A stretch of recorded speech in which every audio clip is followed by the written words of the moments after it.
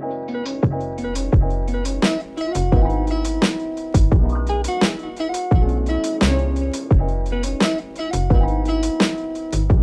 guys, welcome back to my channel. As you can tell, this is not my usual weekly vlog. This week I was just working every single day and it ended up being super boring. So today, Clara and I are gonna make a gingerbread house. Merry Christmas. While we tell you guys about how we moved to LA. So a lot of people have been asking me how I moved to LA, how we afford to live out here, and everything like that. So I decided that I would do a sit-down video instead, and we are going to make it a little bit more interesting by making our gingerbread house. Clara and I actually had very different experiences with moving to LA. She actually had decided a long time ago that she was going to move, and I decided 2 months before I left. So she was already set on going. So she'll kind of explain why she was going to move, and then I'll explain why I did and how it all happened, because we did it both very differently. And if you guys are thinking about moving to LA, some of you may have a similar experience to her rather than mine. Another reason why I decided to make this video is I think that a lot of people have kind of a misconception back home on how we're doing this. I think from how it looks, a lot of people may think that it's daddy's money or our parents are like paying for us to live out here, and they are not at all. Like, our parents are very supportive of like our aspirations and our dreams, but financially, like, they're not supporting us. So for anyone else that's in that same situation and doesn't just have their parents' money to take them wherever they want, then we are going to tell you in this video how we did it and how you can do it too, because it's very possible. So starting off, Clara is kind of going to explain why she decided to move here and how that all happened. So we're unboxing our gingerbread house. We have all the pieces, the frosting, and it comes with a little Snoopy guy. So I guess it's his house. Like, he lives in a dog house. We put frosting on these two sides here, right? Here and here and here and here. Okay, so when I was in high school, I had committed to a college in Maryland, and then by the end of high school, I knew that that was really not what I wanted to do. So then I decided to go to community college in my town for a year just to try to figure out like what I wanted to do. And last winter, I was going through a really rough time and I wasn't motivated about school or anything. So I looked at schools in California just for fun in the middle of the night. And then I told my mom the next day and she was like, do it. Like, she wanted me to go.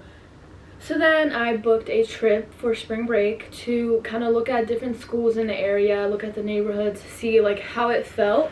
And then when I got back, I was kind of finalizing it, and I decided that I did want to move here. And I'd been working a few different jobs ever since I was about 16 or so. So I had a lot of money saved up, a lot of my savings. So I knew that I could do it. And that whole summer, I worked as a waitress, saved up until the very last day.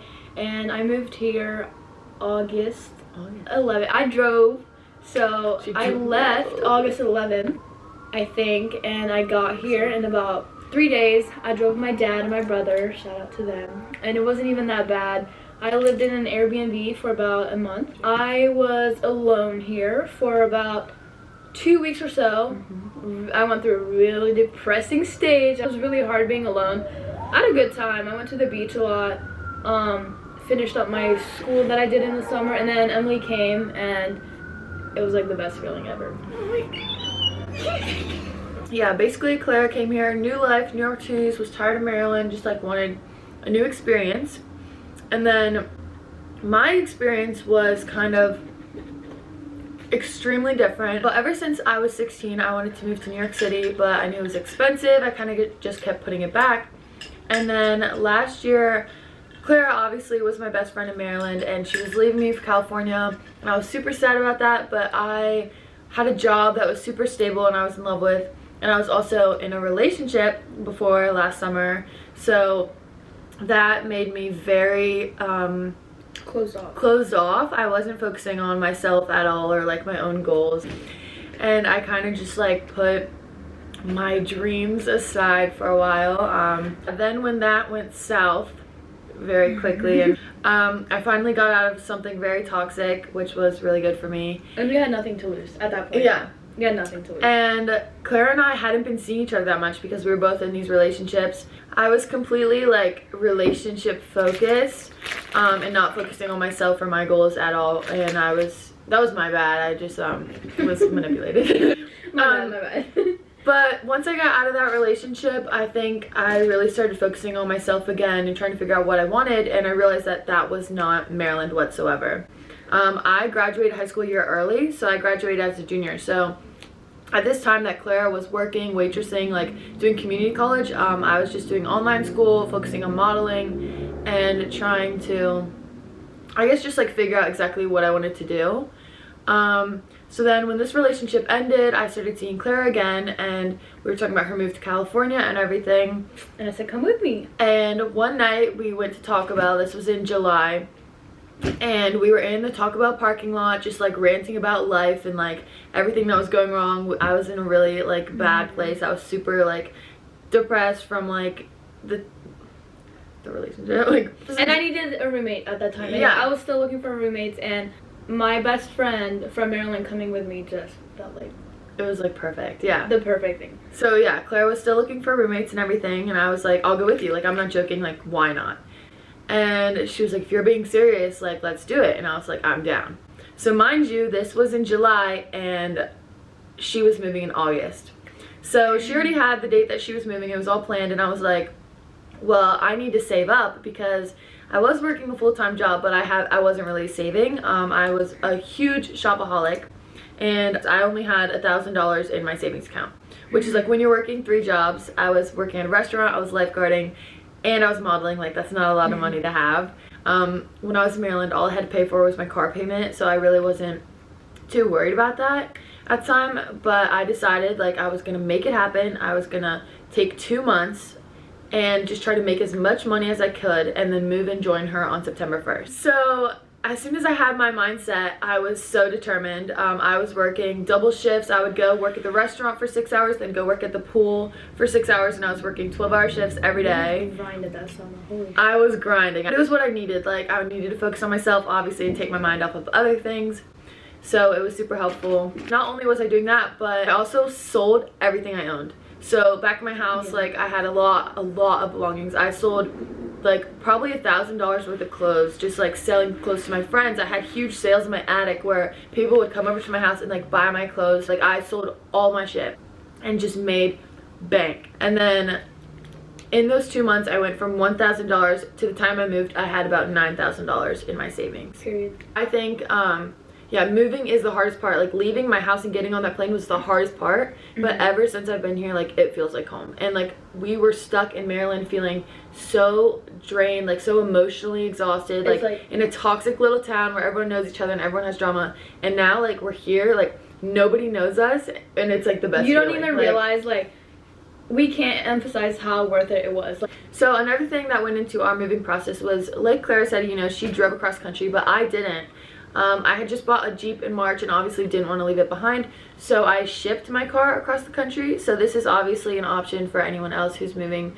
It was $1,250, so obviously it's extremely expensive, but it's definitely worth it. I think if you're moving to LA, you need a car. This isn't New York where you can just like be on a subway. Like, you need a car. Everything is so spread out. The metro system here is so slow. awful. It is terrible. So I would definitely say, if you have a car, bring it with you, sell it and get a new one here. Yeah, when I went to California in March, we didn't have a car, so we relied on the bus system and the metro system, and I thought it was going to be like not as fast as the New York system, but okay. Reliable.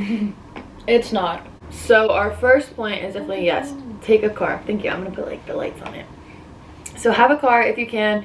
If you can't, like, if that's just not in the cards for you, it's possible. It's just, you can take buses, which would be quicker. Uber. Or Uber if you have the money. But that's just not in our cards. So yeah, that's the first thing. Next, when I moved out here, the advice that I saw everywhere was that you should have saved up 3 times your rent. Yeah.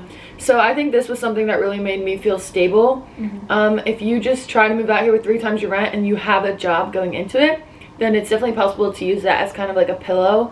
And then when you're signing a lease on an apartment, you need to make 2.5 times 2.5. your rent usually anyways. Or they won't accept you. So you should definitely, if you have a roommate, that's a little bit easier because you guys can put your incomes together. But if you're by yourself, just make sure that you make at least 2.5 your rent. Yeah, so that brings us to our next point of having roommates. A huge way that you can also make it in LA is roommates.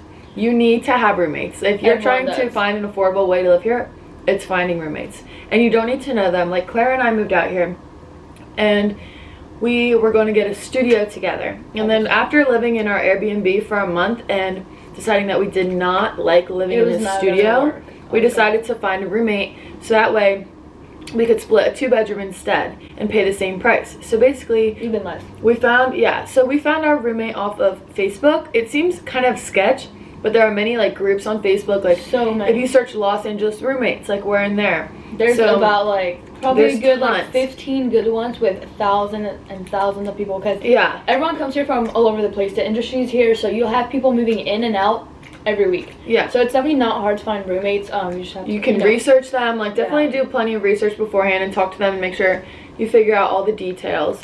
But so that's what we did. We decided to get a roommate, and yeah, so that's kind of how we afford a place in LA. Another thing about LA is what most apartments do is you pay by the room. So our roommate has her own room and her own bathroom, and we share our own room and bathroom. So pretty much she pays half the rent because she has half the apartment, and then we split the other half since we're sharing our space.